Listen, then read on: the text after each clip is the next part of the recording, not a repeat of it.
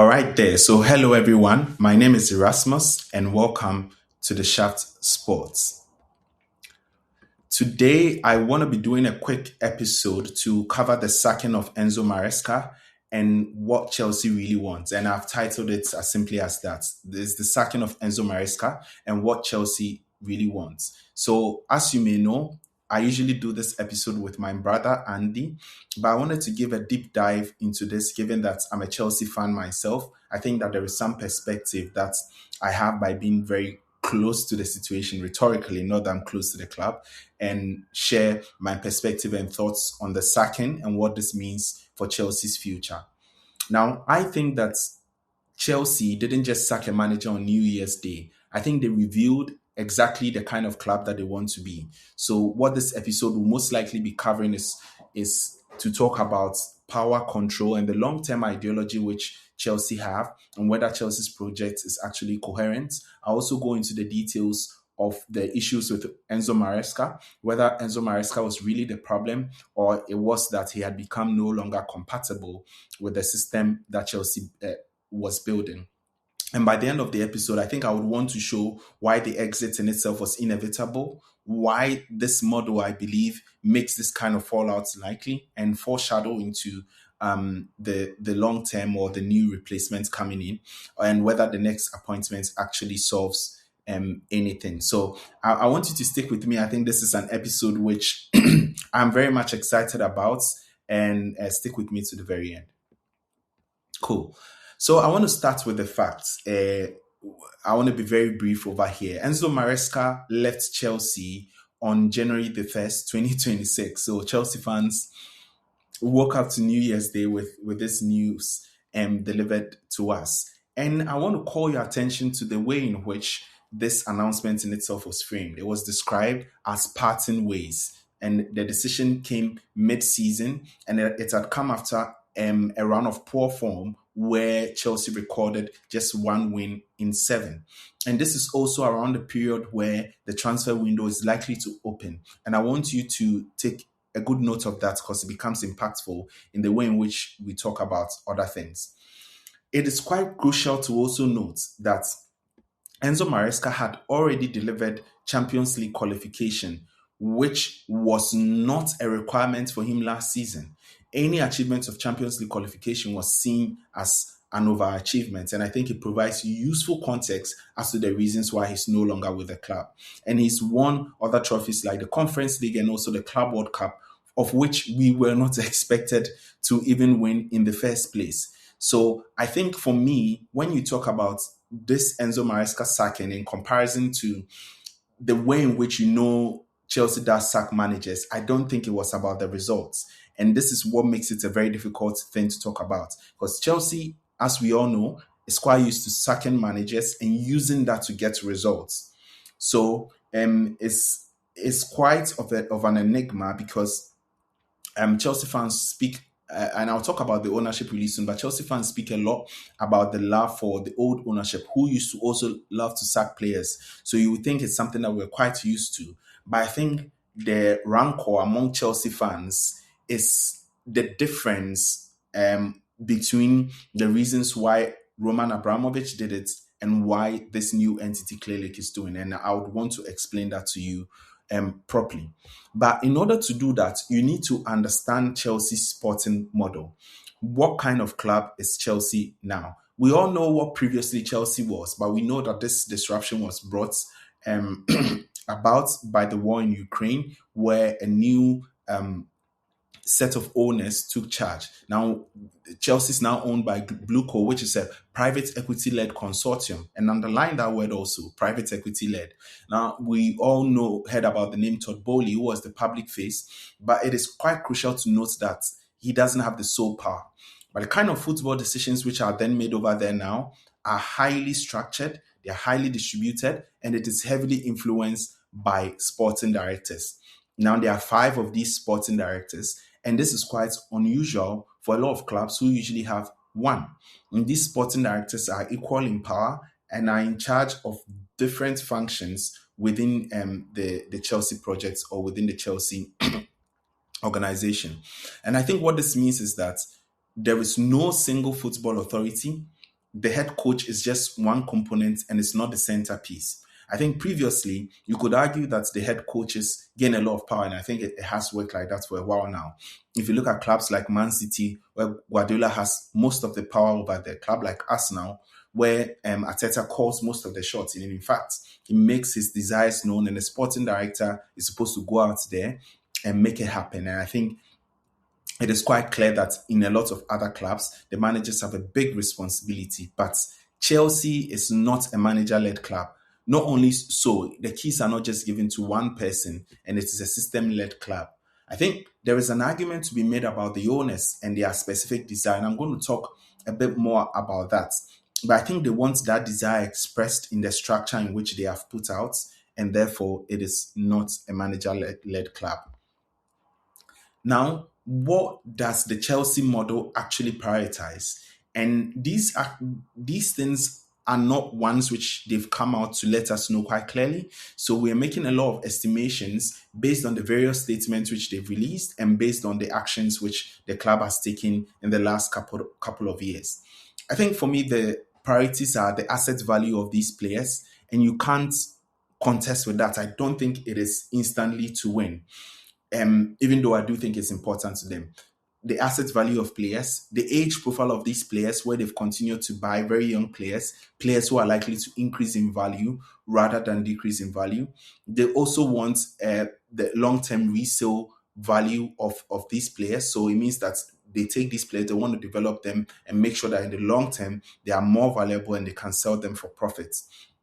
They also want a level of squad scalability, and they also want to manage the injuries. And I think the sum total of this is that they view the players as valuable assets of the club that need to be protected against the short-term interest of any coach who likely wants to use them to win. And therefore, I think this also influences the kind of priorities and the kind of mandates that they give to these coaches in the first place. So what matters less for them is the short-term wins, the tactical preference of the head coach, or any kind of emotional attachments that you have to the players. And the important distinction here is that the players are the long-term projects, are the long-term assets of the club. It's how the club necessarily wants to make money. The manager is only temporary, and they do not want to give power to any temporary person who would likely disrupt the structure and the framework which they have created. I think this is interesting, and I want to pause here to go a bit more into that, because I think one of the problems that we had in the past as Chelsea from the Roman Abramovich era was the complaints about the increased player power in there, because we all knew that once the players had a problem with the coach, the one most likely to leave is the coach. This is true generally in football, but we know that usually managers do have the power to be able to single out players and say, I no longer want to work with this guy, part with this guy. But that is unlikely to happen at Chelsea, because they directly negotiate with these players and convince them to come into the clubs with a set of promises that they hope to be able to fulfill. And I think that sometimes this is likely going to go against what the manager wishes. And we're going to come more into that when we start talking about the reason for which Enzo Maresca was sacked in the first place. So I want to bring Mauricio Pochettino into the story here. And I know this was way back, but it is important for me to be able to analyze the trend which comes in here. Now, Mauricio Pochettino was brought in off the back of the abysmal performance of Graham Potter. And it was in the appointment of Graham Potter that you first saw the soundings of what the model was going to be like. And therefore, Mauricio Pochettino looked to be a blip in a kind of chain of managers that they want to appoint. So it was quite clear that he was brought in there for the stability, for the experience, and for the authority. But it's crucial to note that towards the end of the season, there were discussions or memories around something called a season's review. And he kept on saying that a review is going to happen, and this review will determine whether he stays at the club. And he says it was not just about a decision of the club as to whether he stays, but about whether he even wanted to stay under this. And there were many times that he openly used the media to tell us that no one can tell him how he should play football, because he's been doing this job for so many years, and fair play to him. Played in the Champions League with final with Tottenham, so therefore he's a coach who is really accomplished, and therefore felt there was no one who should tell him what style of play to use. You may why are you even recommending it? Because I was about to say you may even recommend it, but why are you even recommending it to the coach? Because it's expected that that would be his job. That's why he's been brought in there. He also didn't want to be told which players to use. And he wanted to be the decision maker responsible for creating the culture and responsible for creating a team that goes out there to compete. And therefore, by the end of the season, he left the club. And his exit was announced also as mutual consent after a clear public tension or public rule. And this is why I pointed it at the beginning about the nature of the announcement which was made. Because I think there's a lot of similarities between the way in which Enzo Maresca departed the club and the way in which Pochettino has departed the club, which might give us an insight into not just how the model works, but what the future of Chelsea is most likely going to look at. So now let's talk about Enzo Maresca. In the first place, why was he appointed? Why did he even accept this job? I think in a way he did fit the model, and in fact it was an epitome of what the model was. And you look around Chelsea now and you see that there is an attempt by the sporting body to surround themselves with a lot of good talent, especially in coaching. No, so not just with the players, but also in the coaching. And I think it fits the model with, in the sense of his tactics that he already intrinsically believed in. He belonged to the Pep school, which seems to be one that Chelsea wants to replicate a lot. He was quite comfortable with the structure that he was given, especially given that he was a young manager who hadn't achieved massive success, and therefore this became an opportunity to coach at a big club. So I think it's something that he saw as good opportunity. And he already had experience developing young players, coach of the under 23 teams. And I think Chelsea saw him as a coach who could immediately improve talents, given his experience working with young players, and execute the style. Because remember that the 5 sporting directors, one of them is responsible for coming up with the playing philosophy. So he was there to execute the playing philosophy which they had already laid out, and also to accept recruitment decisions made above him, which I didn't think he was concerned about, because the feeling was that they have the resources, I just need to make my desires known, and they go out there to execute it. And I think the trade-off that Chelsea also accepted was that they get clear identity, scalability, and a long-term upside with this coach. And Maresca accepted the job, and you could see why he did, because for several times he pointed out to the elite squad potential which Chelsea had, the significant investments, the fact that there was possibility that this is a team that goes on to play Champions League. We're playing in the Conference League. We had assembled a squad. It was just about getting them into the Champions League and create and lead a major project, which for a young coach, if this becomes your very first body of work, it becomes very, very huge. And it's always been quite clear that Maresca deeply believes in his ideas. He believes that structure matters, but he also believes that conditions must be right. I think people have pointed out to this to a point at which they say that he's quite stubborn, and he's been quite explosive in some of the previous jobs he had, where at Parma he walked away, at Leicester he threatened to walk away when the fans were booing the kind of football. So he's someone who is a bit of an ideologue, and it's like, if you work very well, I'm going to work with you. A bit more like Conte, but maybe less combustible publicly. So I think from here, we can start looking at where things started to go wrong. Because even though Maresca said he was very, very happy with the squad, which I believe that he was, the squad was also heavily skewed towards the youth. The squad had seen a lot of changes and had been impacted by a lot of injuries, fatigue, especially playing over the Club World Cup. So I think, and if you look at some of the major injuries which happened, especially in defense, where there was need for reinforcements, but in the summer we saw that this was not addressed. I think there were some claims of squad imbalance. Some of these players also, quite frankly, from a fan perspective, were just not good enough. And I think there was a structural weakness beginning to build or was already within the squad. And I think even all of us as fans sort of knew that, right? It was also quite clear that if you have such a squad, it becomes very, very difficult for them to adapt to the Premier League easily, to be able to deal with the inexperience, and inexperience tends to get punished. And I think that has sort of become the narrative for Chelsea Football Club for a number of years now. So it is not a surprise that you could hear him at the start of the season clamoring for players.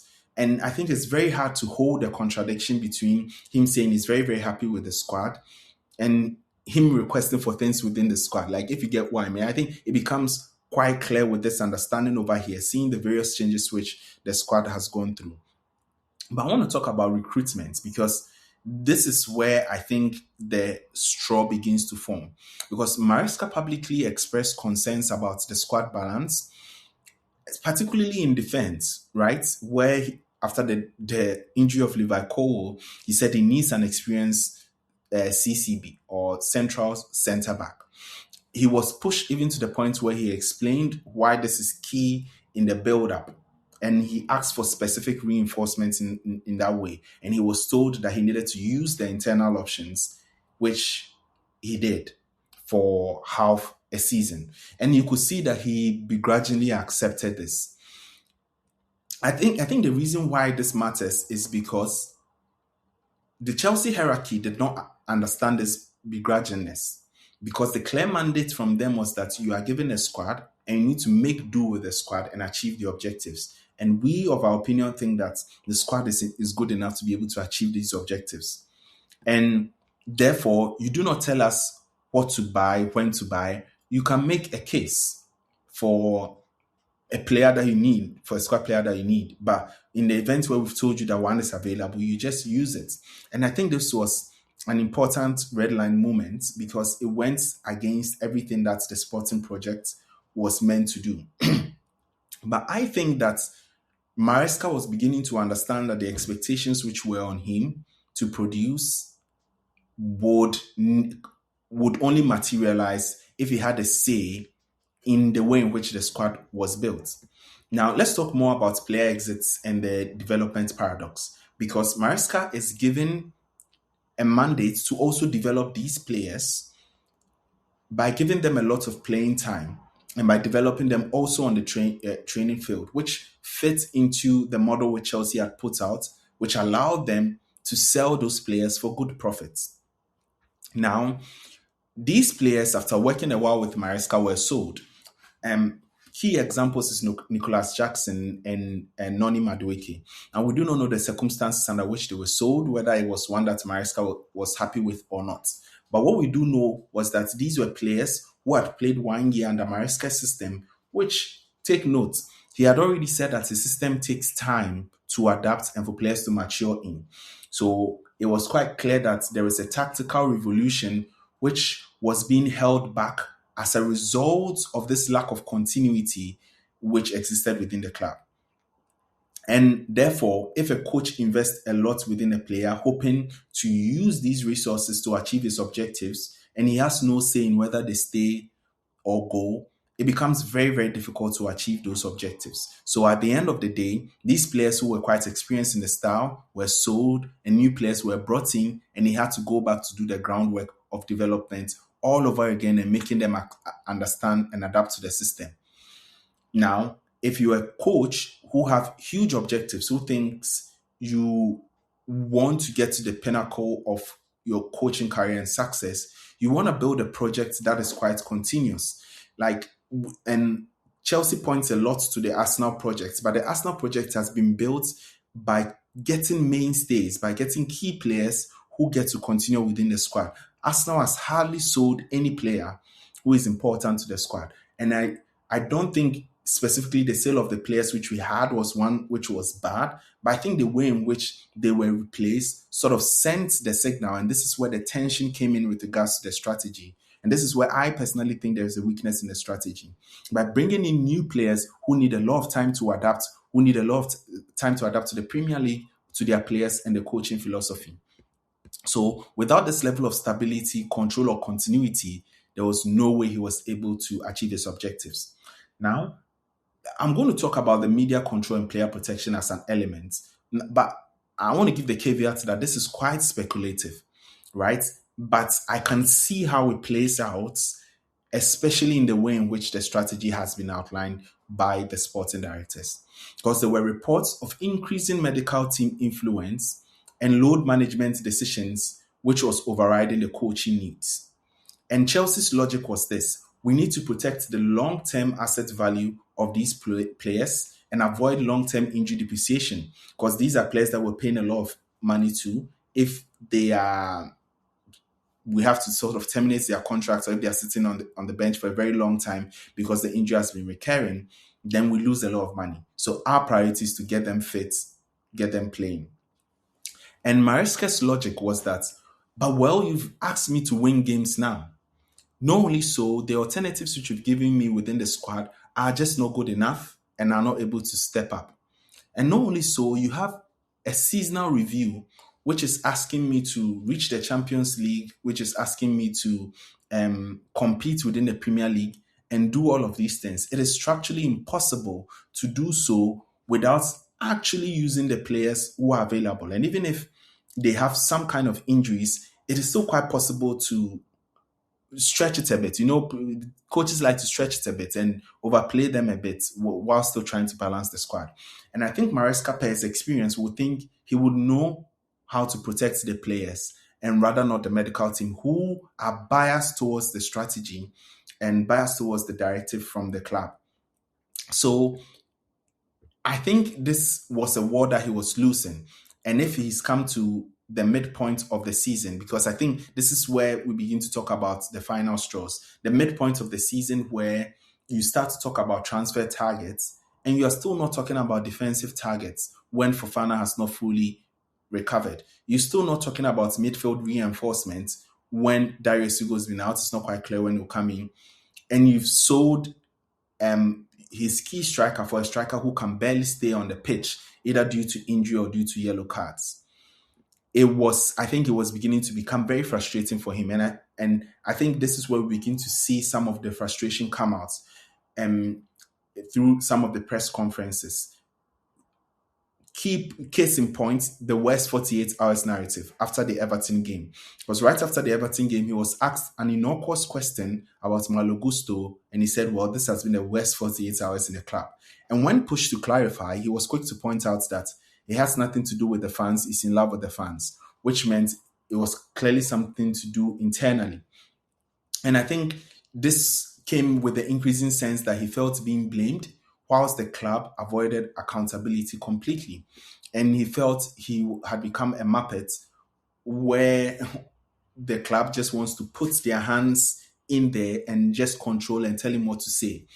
And I think we saw this as Chelsea fans. When you listen to the press conferences of Enzo Maresca, he's someone who is chill, who is quite honest and direct. But there were many cases within the 2 seasons or 18 months he was here where he said things which sounded contradictory, where he said things which felt like he didn't want to say them and he didn't want to own the points. And there are so many examples. You can put some of the examples in the comments if you're a Chelsea fan and you felt this.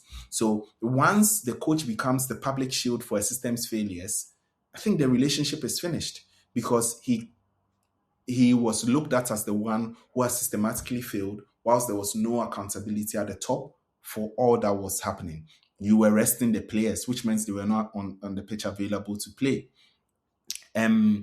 You are also not buying the players who are required to play, and I'm playing with the ones that I have and they are not doing well. But the expectation from the club is that they are good enough. We think you should be achieving more than this. Cool. So why 18 months? Why in the middle of the season? I think that the discussions moving into the transfer window would have influenced this easily. And Maresca, emboldened by the links to other clubs, will say, well, you need to give me what I want or I would walk. And I think Chelsea was beginning to look at this and say, well, if this is how this guy is going to behave, it's going to be really, really long. This will not be good for the project. And in fact, if it was, we can't provide what he wants because it destabilizes everything we want. And that's why the situation was described as untenable. So they saw it as an opportunity to reset. And I think the potential external interest also meant that they had a feeling that they were going to lose him anyway, because any kind of decision which was going to come from them was most likely going to be a compromise and not a general shift in it. So the cold logic from Chelsea here was that if you don't believe long term in the project, then there's no need to invest further and we can cut it very early and go our ways. So, what is next for Chelsea Football Club? And I've spoken a lot till now, but I'd really love to hear your thoughts and your comments over here. But what next for Chelsea? Who do Chelsea want? Chelsea wants a coach who accepts limited transfer influence. Chelsea wants a coach who prioritizes the development of young players. Chelsea wants a coach who works within the medical and sporting controls and who executes a defined style that they've recommended.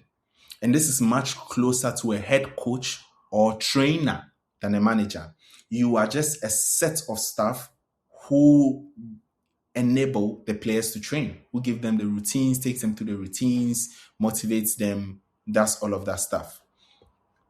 But and as a result of that, you can see that they are going down the line of continuity. And I need to add that just the possibility of being able to employ a manager from Strasbourg may have influenced their decision to actually move on, because they felt that there were options and they had the opportunity to get the projects going.